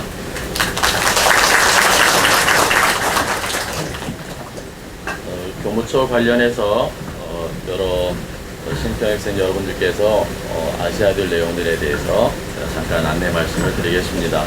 앞서서 입학학생 시장께서도 설명을 드렸습니다만은 학생 여러분들께서 입학하셔서 가장 많이 접촉을 해야 될 부처가 저희 교무처입니다. 입학하실 때는 입학학생처의 도움을 받아서 여러분들께서 입학을 하셨겠습니다만은 입학하신 이후에 졸업 때까지는 저희 교무처하고 관련해서 여러분들이 많은 교감도 하셔야 되고 도움도 서로 주고받고 그렇게 해야 되는 부분이 되겠습니다. 그래서 저희 교무처 관련해서 제가 소개 말씀을 드리면 첫 번째 오늘 말씀드릴 것 때 첫 번째 학사 기본사항에 대해서 말씀을 드리겠습니다. 그 다음 이 학사 기본사항은 학사 일정이라든지 학기 구분 이런 것들을 아셔야 되기 때문에 말씀을 드리겠습니다. 그 다음에 강의 수강하는 문제, 그 다음에 학점 취득하는 문제, 그 다음에 졸업과 전공, 이수를 어떻게 할 것인가 하는 문제들 관련된 학사 안내를 설명을 드리도록 하겠습니다. 세 번째는 학생 여러분들에게 제공되는 서비스하고 관련해서 말씀을 드리겠습니다. 첫 번째는 대학생 무료 첨강 서비스가 있고요. 학사 관련 자료실이 있습니다. 학생 서비스에 대한 내용이 있고요. 그 다음에 학습 지원센터와 관련된 내용을 차례대로 설명을 드리도록 하겠습니다. 먼저 학사 기본 상황에 대해서 설명을 드리겠습니다. 학사 일정은 여러분들이 학사 일정은 기본적으로 여러분들이 학교 생활 하시는 과정에서 잘 인지를 하고 계셔야 합니다. 대강의 학사 일정도 나오지만은 여러분들이 꼭 기억하셔야 될 일정도 있기 때문에 잘 안내를 받으시면 좋겠습니다. 9월 달에는 먼저 학번 발급이 8월 31일 내일 모레가 되겠죠. 월요일 날 오전 10시에 진행이 되고요. 수업 개시는 8월 31일 낮 12시에 시작이 됩니다. 여기서 수업 개시다라고 하는 것은 강의 컨텐츠가 올라와서 강의실이 열리는 시간을 얘기합니다. 그래서 2학기 시작은 8월 31일 낮 12시에 시작된다라고 이해를 하시면 되겠고요. 앞으로 수업을 들으실 때에 매주 월요일 낮 12시에 강의실이 오픈이 됩니다. 강의실이 오픈이 된다는 것은 그 주차 강의를 수강하실 수 있다라고 하는 것이고요. 매주 월요일 낮 12시, 월요일 낮 12시에 강의실이 오픈이 돼서 그 주차 강의 컨텐츠가 올라오게 되면은 그때로부터 2주간에 걸쳐서 여러분들이 그 강의를 수강을 하시면은 출석 인정이 되는 것입니다. 2주가 지나서도 강의 수강을 계속 하실 수 있습니다. 그러나 2주가 지난 다음에 강의 수강을 하시는 경우에는 지각 처리가 됩니다. 그래서 매주 월요일 낮 12시에 그 주에 해당되는 강의 컨텐츠가 올라온다라는 것을 꼭 기억하시고 확인해 주시면 대단히 감사하겠습니다. 그 다음에 수강 신청 및 등록이 9월 3일까지 진행이 됩니다. 혹시 이 기간 동안에 여러분들께서 이미 수강 신청을 하신 것을 수정할 필요가 있다라고 하시면 이 기간 중에 수정을 하시면 되겠습니다. 그래서 9월 3일 목요일 날 오후 5시까지 여러분들 수강 신청 및 변경을 하실 수 있게 되겠습니다. 폐강은 그래서 9월 4일 날 폐강 공지가 나갈 것입니다. 폐강되는 과목을 수강 신청하신 분들은 수강 변경을 해야 되잖아요. 그래서 수강 변경을 하실 때는 9월 25일까지 수강 변경을 하실 수가 있고 9월 27일이 2학기 수업 4분의 1선에 해당되니까 그 점을 잘 염두에 두셔야 됩니다. 자, 10월, 11월 달에는 이제 수강 철회 기간이 10월 12일까지 진행이 됩니다. 교과목을 수강을 하시다가 이 과목을 내가 듣기가 참 어렵다라고 하실 때 수강 철회할 수 있는 기간이 있는데 그게 10월 12일까지 해당된다라는 거고요. 2학기에 이제 동계 계절학기, 정규학기 이후에 여름과 겨울 계절학기가 진행이 되는데 겨울 계절학기에 해당되는 것이 수강일정이 11월 25일부터 12월 3일까지 겨울 계절학기 수강일정이 진행이 되겠고요. 2학기 때 가서 기말 시험이 끝나고 성적 처리가 끝나면은 동계 계절학기가 진행이 되겠죠. 자, 12월 달에는 기말 시험이 12월 7일부터 12월 20일날까지 있습니다. 여러분 이날은 미리 좀 기억을 하고 계셔야 됩니다. 여러분들이 수강 신청을 하게 되면은 수강 신청을 하는 것과 관련된 각 교과목에 기말고사 시험 일정이 다 나옵니다. 여러분 미리 확인하고 수강 신청을 다 하실 수가 있습니다. 수강 신청을 하실 때 기말 시험 일정까지도 확인을 하셔서 여러분들이 겹치지 않도록 잘 조정을 하셔야 되겠고요. 또 너무 무리해서 전공 과목이 한쪽에 몰린다든지 이렇게 되지 않고 잘 분산될 수 있도록 수강 신청을 잘 하시면 도움이 되겠습니다. 그래서 12월 7일부터 20날까지 기말 시험이 진행이 됩니다. 우리 대학은 한 학기를 15주차로 봅니다. 15개 주차 진행이 되는데 14주차까지는 수업이 진행이 되고요. 15주차부터 기말 시험이 시작됩니다. 그래서 기말 시험은 2주간에 거쳐서 봅니다. 15주차, 16주차 이렇게 진행된다는 것을 여러분 기억하시면 좋겠고요. 그래서 최종적으로 20날까지 시험이 끝나면 24일부터 28일까지 여러분들이 최종 성적을 보실 수 있습니다. 이게 확인을 하실 수 있어요. 그때 성적 처리가 뭐가 잘못됐다든지 이럴 때 성적 상담 신청을 하실 수가 있습니다. 그러면 여러분들이 신청하신 내용들을 각 담당 교수님들이 확인을 하셔서 받아들일 만한 것인지 아닌지 그런 것들을 구분을 해서 받아들일 거 받아들이고 반려할 거 반려해서 그래서 최종적으로 12월 31일 날 최종 성적이 공부가 되겠습니다. 여러분들이 성적을 확인하시는 그 기간 동안에 여러분들이 수강하신 교과목에 대한 강의, 평가가 진행이 됩니다. 여러분들께서 해당되는 교과목을 한 학기 동안의 수업을 이렇게 들으셨는데 그 과목과 관련해서 여러분들이 평을 하시는 거예요. 해당되는 교수님의 강의 내용이라든지 강의 운영 방식이라든지 교과 진행 내용이라든지 난이도 등등등 이런 것들 관련해서 여러분들이 평가하시는 시간이 있겠습니다. 자, 학기 구분은 1학기, 2학기 두 학기로 나눠집니다. 기본적으로. 그래서 3월부터 8월까지가 1학기, 그 다음에 9월부터 그 다음에 6월 말까지가 2학기 이렇게 구분이 되겠고요.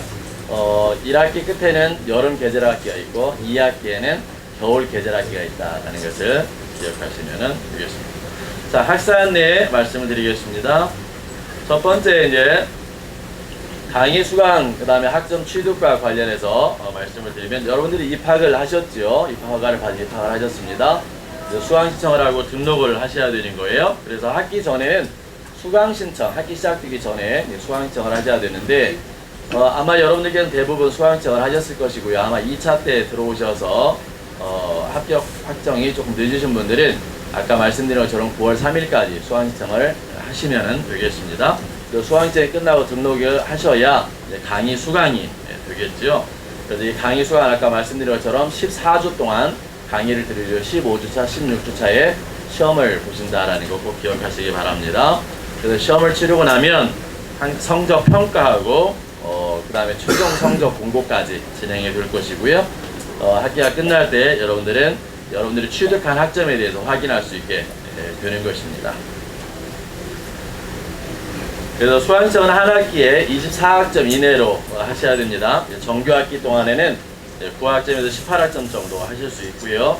성적이 우수해서 직전 학기에 3.5 이상인 분들에게는 9과목을 더, 9과목을, 죄송합니다. 9학점을 더 수강 신청을 할 수가 있다는 것을 기억하시면 되겠고요.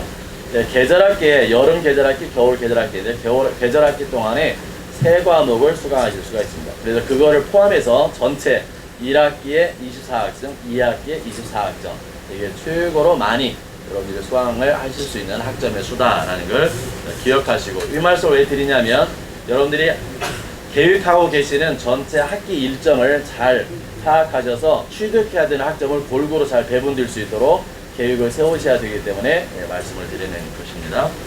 그래서 수강 시작을 하실 때는 기말시험 시간표를 꼭 확인을 하셔서 아까 말씀드린 것처럼 겹치지 않도록 또는 어려운 것들이 몰리지 않도록 잘 분산할 수 있도록 그렇게 하시면 되겠습니다.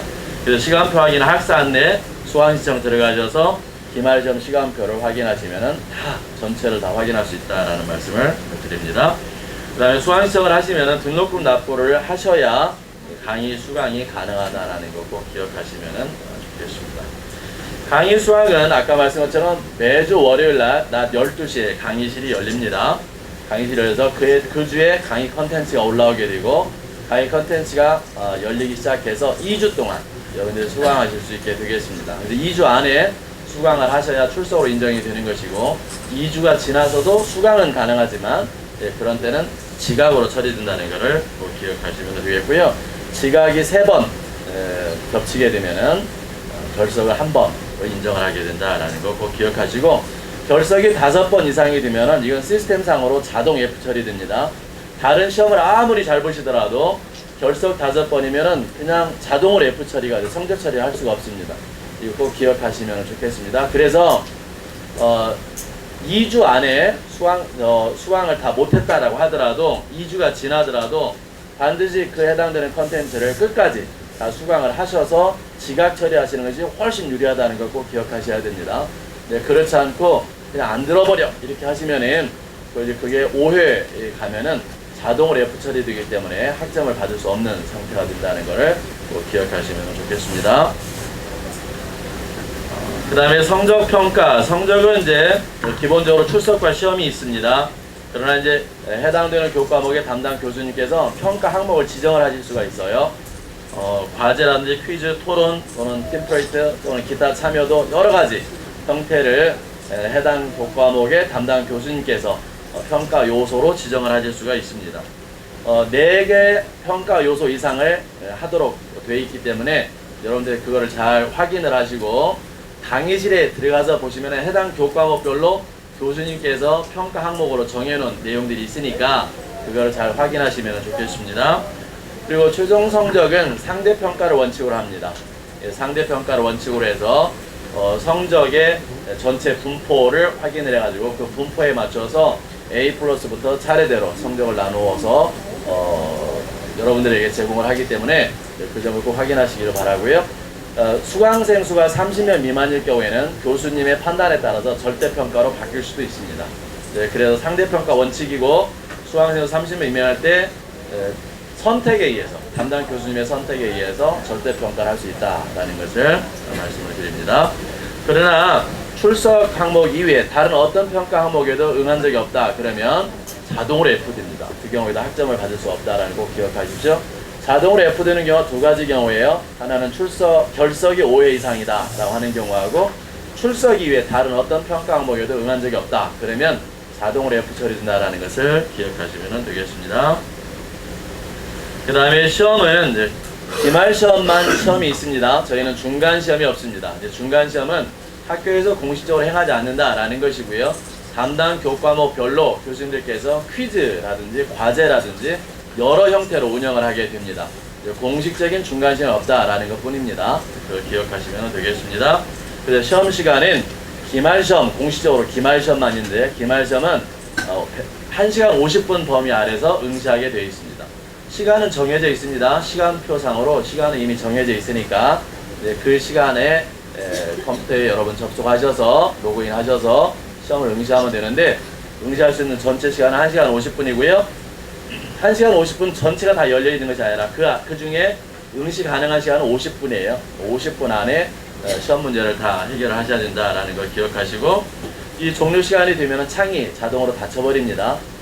놀라지 마세요. 50분이 지나면 창이 닫혀서 더 이상 응시할 수가 없게 되는 그런 상황입니다. 시스템으로 자동으로 처리가 되기 때문에 그렇습니다. 그래서 시험을 보실 때는 미리 준비하셨다가 창이 열리면 바로 응시를 시작하셔서, 그래야 50분 시간을 충분히 활용하실 수가 있겠죠.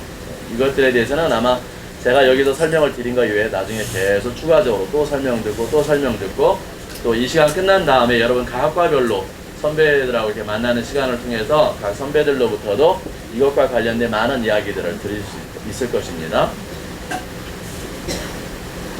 학점 취득과 관련해서는 아까 말씀드린 것처럼 이수 구분별 잘 생각하셔야 됩니다.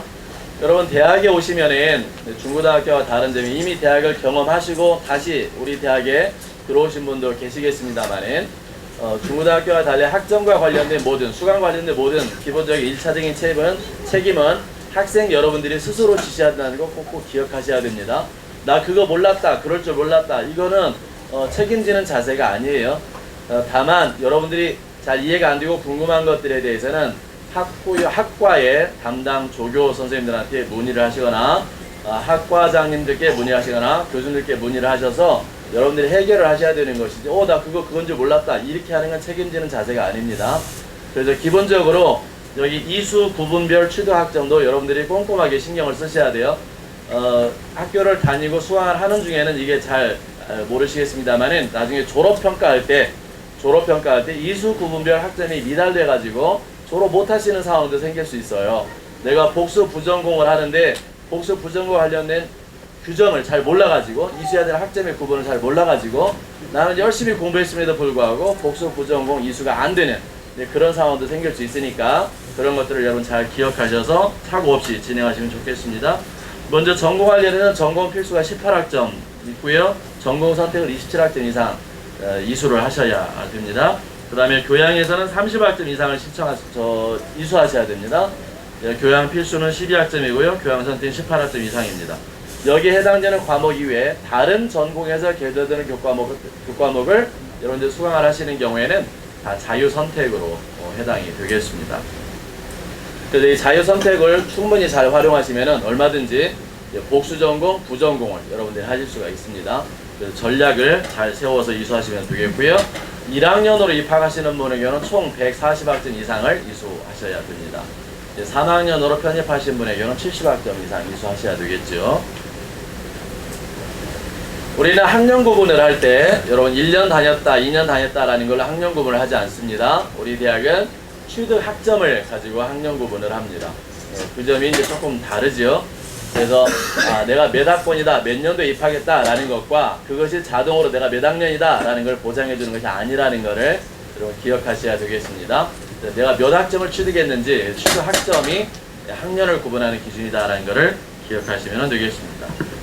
그 그래서 34학점까지가 이제 1학년, 69학점까지가 2학년, 70학점 넘어가면 3학년이 되겠고요. 104학점 추가할 때 4학년 이렇게 진행이 되겠습니다.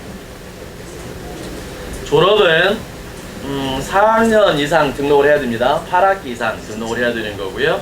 140학점 이상 이수를 해야 되고 교육과정을 이제 이수를 해야 되는 것이죠. 각 전공의 교육과정 이수해야 되는 것입니다. 또 한 가지가 이제 기억해야 될 것이 평점 평균이 2.0 이상이 됩니다. 평점 평균이 2.0 이상이어야 졸업 요건을 충족한다라는 걸 기억하시고, 그러나 이제 2.0 미만이다라고 하는 경우는 각 학과별로 별도의 졸업 시험을 통과하셔야 이제 졸업이 가능하다라는 걸 기억하십시오. 조기 졸업을 하실 수 있습니다. 조기 졸업을 해서 한 학기 또는 1년의 시간을 단축해서 빨리 졸업을 하실 수가 있습니다. 그 요건은 누적 때는 평점 평균이 3.5 이상일 때 가능하고요. 그 다음에 취득 학점이 해당 학기에 신청한 거를 포함해서 140학점 이상을 취득해야 되는 것이고요. 그 다음에 재학 중에 2번 이상 일반 휴학을 하지 않은 사람들의 경우에 조기 졸업이 가능합니다. 물론 당연히 2번 이상 휴학을 한다면 조기 졸업하는 건 쉽지 않겠죠. 조기 졸업의 요건을 잘 보시면 되겠고, 실질적으로 우리 대학에서 한 학기 또는 1년 조기 졸업하는 분들이 상당히 많이 있습니다. 여러분들도 일하시는 것과 또 결혼하신 분들은 가정일을 돌보셔야 되고, 그렇기 때문에 공부하시는 것이 그렇게 만만치는 않지만 여러분들 애쓰고 수고하시는 때에 조금 더 힘을 내시면은 수강하는 이수 학기를 좀 더 줄여가지고 조기 졸업할 수 있다는 것을 기억하시고 도전할 수 있게 되기를 바랍니다. 복수 부전공, 그 다음에 연계 전공 말씀을 드리면 졸업학기 초에, 이제 졸업하는 학기 초에 신청서를 제출하셔야 되는데요. 복수적인 경우에는 전공을 2개 하는 거예요. 복수 전공은 전공을 2개 하는 거니까 2개 전공 이수와 관련된 요건을 다 충족을 해야 되는구나 라고 생각을 하시면 됩니다. 그래서 전공에 45학점 이상 취득을 하셔야 되고요. 평점 평균이 3.0을 넘어가셔야 됩니다. 부전공은 상대적으로 좀 쉽습니다. 부전공은 내가 부전공하고자 하는 그 전공 영역에 전공 필수의 18학점을 취득하면은 부전공을 이수할 수 있게 되겠습니다. 연계 전공은 별도의 전공이라고 생각하시면 됩니다.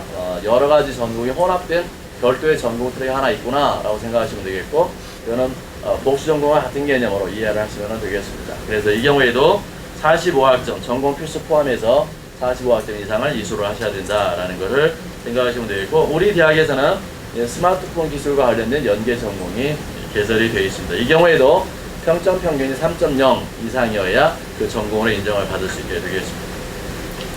자, 학생 여러분에게 제공되는 서비스를 말씀을 드리겠습니다. 첫 번째, 우리 대학의 가장 자랑하는 학생 서비스입니다. 재학생들의 경우에 무료 청강 서비스를 제공을 합니다. 여러분들이 재학 기간 동안에는 공인인증서로 로그인한 다음에 얼마든지 이 무료 청강 서비스를 받을 수 있습니다. 재학 중에 여러분들이 선택하는 전공뿐만 아니라 그 전공 이외에 우리 대학에서 개설되는 모든 전공 과목에 대해서 청강을 할 수 있습니다. 여기서 청강한다라고 하는 것은 학점 취득하고는 다른 개념입니다. 학점 취득은 그 해당되는 과목에 대한 학점에 대해서 등록을 하셔야 되는 거지만은 이 무료 청강하는 건 등록금을 내지 않은 상태에서 강의를 들을 수 있다라고 하는 것입니다. 그래서 여러분들이 관심을 가지고 있는 우리 대학에 여러분 전공 이외에 다른 전공이 있다면 그 과목은 여러분 재학 기간 동안에 얼마든지 수강 시험을 하더라도 전혀 비용을 학비를 대지 않는다라는 것을 기억하시고 많이 이용할 수 있게 되기를 바랍니다. 졸업 후에는 재학 중에는 모든 전공을 다 들을 수 있지만 졸업 후에는 여러분의 전공에 해당되는 교과목들은 얼마든지 평생 동안 무료 수강을 할 수 있다라는 것을 지금 저희 현재 우리 대학에서 여러분에게 제공하는 서비스라고 말씀을 드립니다. 그래서 충분히 잘 활용을 하시면은 큰 도움이 될 거라고 생각을 합니다. 학사 관련 자료실이 있습니다. 학사 관련 양식을 다운받을 수 있는 자료실인데요. 수강 정정, 수강 처리, 장학 신청, 조기 졸업, 학점부 기재사항 변경하고 휴학원 제출하고 하는 것들이 다 학사 관련 자료실에 있습니다.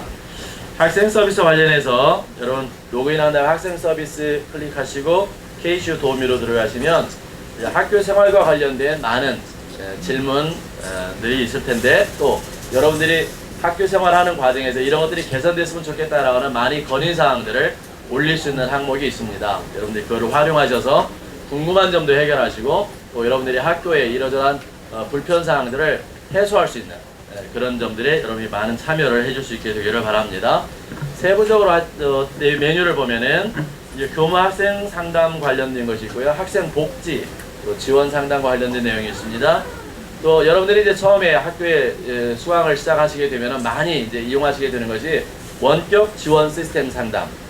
여러분이 컴퓨터를 이용해가지고 노트북이든 PC든 뭔가를 이용해서 학교 수업을 들으실 텐데 그게 잘 원활하게 이루어지지 않을 경우에 그런 경우에는 학교에서 원격으로 여러분의 컴퓨터에 접속을 해가지고 모든 서비스를 다 해드릴 수 있습니다. 그거를 잘 활용하시면 되겠습니다. 그래서 컴퓨터가 뭐가 안 됩니다. 강의실이 안 열립니다. 컨텐츠가 안 열립니다. 소리가 안 들립니다. 뭐 여러 가지 학기 시작하다 보면 처음에는 그런 불편사항들이 있을 수 있습니다. 그럴 때 이 원격 지원 시스템을 여러분들 활용하셔서 도움을 받을 수 있게 되기를 바랍니다. 우리 학교의 직원 선생님들이 아주 친절하게 정확하게 여러분들 서비스를 해드리니까 그거를 잘 확인하시면 되겠고요. 또 강의 컨텐츠와 관련된 불편사항을 해소하는 부분이 있고요. 또 등록금 납부와 관련된 상담하는 그런 영역도 있습니다. 여러분들 확인하셔서 필요로 하는 곳에 충분한 상담을 받을 수 있게 되기를 바랍니다. 원스텝 학생 서비스는 전화번호가 8282-5450입니다. 그래서 밤 11시까지, 월요일부터 금요일까지는 9시부터 밤 11시까지 진행이 되고요. 토요일 날은 10시부터 밤 11시까지 진행이 됩니다. 중간에 이제 담당하시는 선생님들의 식사, 휴식을 위해서 약간의 빈 시간이 있습니다만 여러분들이 그 시간을 활용해서 충분히 도움을 받을 수 있게 되기를 바랍니다. 전화번호를 기억하시면 되겠습니다. 그 전화번호 연락하시면 서비스를 받을 수 있습니다. 증명서 발급이 있습니다. 각종 증명서를 발급할 수 있는 서비스가 있습니다.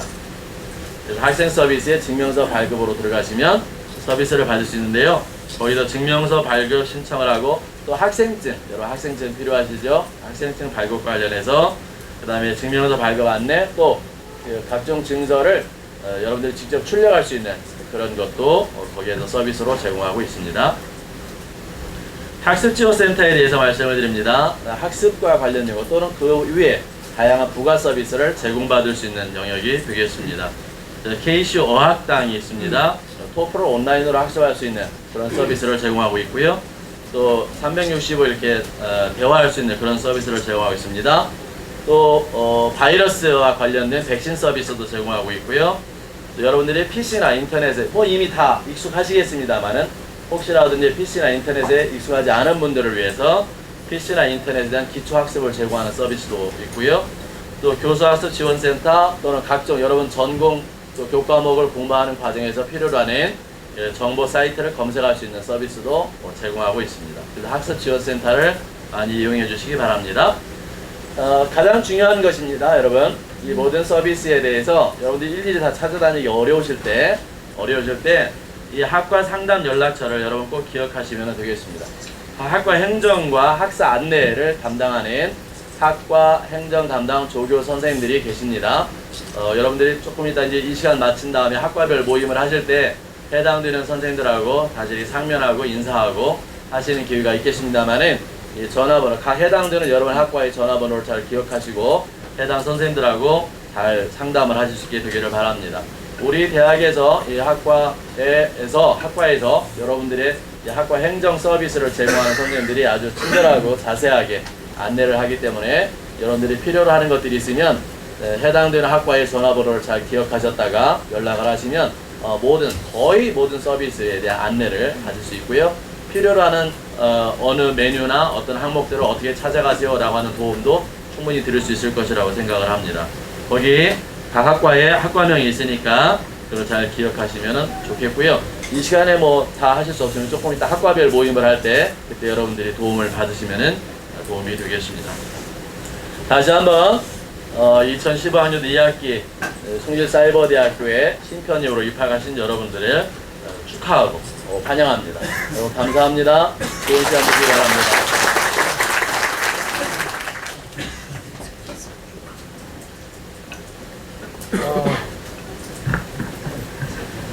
이 짧은 시간에 이거를 말씀을 드리다 보니까 사실은 자세하게 다 말씀 못 드리는 부분들이 있습니다. 그래서 여러분들이 원스톱 상담 서비스도 이제 시간이 정해져 있잖아요, 그죠? 그러면 그 시간 이후에는 못 하느냐?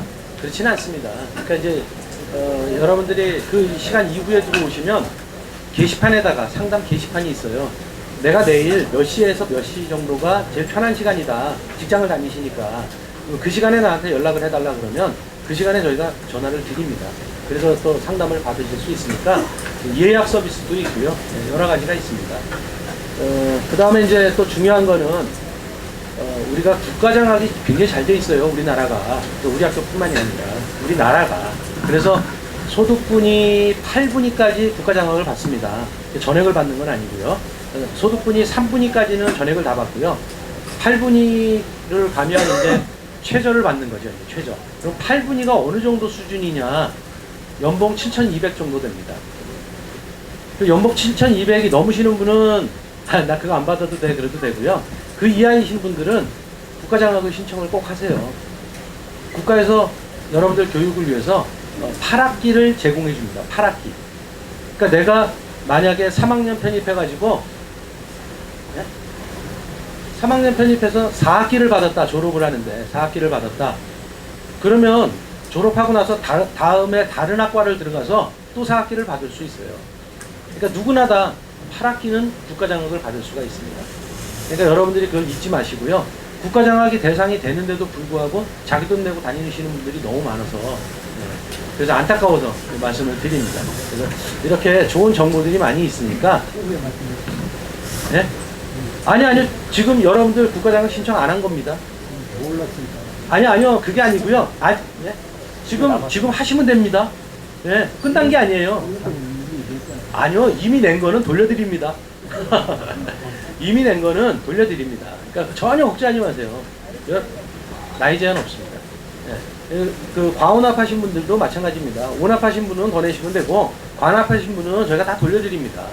나중에 9월 초에 딱 갔는데 수강 신청 난 5과목만 할래 그러면 한 과목 관합이잖아요. 그죠? 돌려드린다니까요. 마찬가지 9월 4일까지 신청을 하시고요. 국가장학을 어디 가요? 우리 어디 가세요? 그 국가장학 안녕하세요. 저 장학 담당자입니다. 그냥 옆에 있으니까 그냥 설명을 드리는데 국가장학은 이제 재학생 1차는 마감을 했고요. 신편입생제 들어오신 분들 이제 추가로 하실 수 있는 2차 신청 기간이 벌써 시작을 했고 9월 4일까지입니다. 그 이후 이제 넘어가시게 되면 더 이상 이제 국가장학을 접수를 받지 않기 때문에 꼭 이제 9월 4일까지 신청을 하셔야 되는 거고요. 신청은 이제 저희 대학에다 신청하시는 게 아니고요. 한국장학재단이라는 사이트가 있습니다. 장학재단 사이트 들어가셔가지고 온라인으로 신청을 하시면 되는 거고요. 제 세부적인 사항은 저희 학교 홈페이지나 입학 홈페이지에 공지를 해드렸으니까 특히나 이제 학번 로그인 하시게 되면 다음 주에 팝업으로도 이제 좀 보이실 거예요. 클릭하고 들어가시면 자세히 이제 보실 수가 있으시니까 보시고 꼭 신청하시면 될 것 같습니다. 네, 그래서 심사를 받아서 이제 어느 정도 금액을 국가장학을 받을지 들어오면 바로 여러분들한테 연락 드려가지고 통장 사본 나가려서 다 들어온 만큼 다 돌려드립니다. 그러니까 많이 활용을 하시고요. 제일 중요한 정보죠, 그죠? 네, 많이 활용을 하시고요. 이상으로 2015학년도 2학기 숭실사이버대학교 신편입생 오리엔테이션을 마치도록 하겠습니다. 이 행사를 빛내주신 신편입생 여러분들께 다시 한번 감사드립니다. 식후 행사로서 본대학교 총학생회 소개 이후에 학과별 오리엔테이션이 진행되오니 자리에 남아서 그 자리를 지켜주시기 바라고요. 학과별 오리엔테이션은 학과 모임 장소를 확인하셔서 꼭 참석해 주시기 바랍니다. 감사합니다.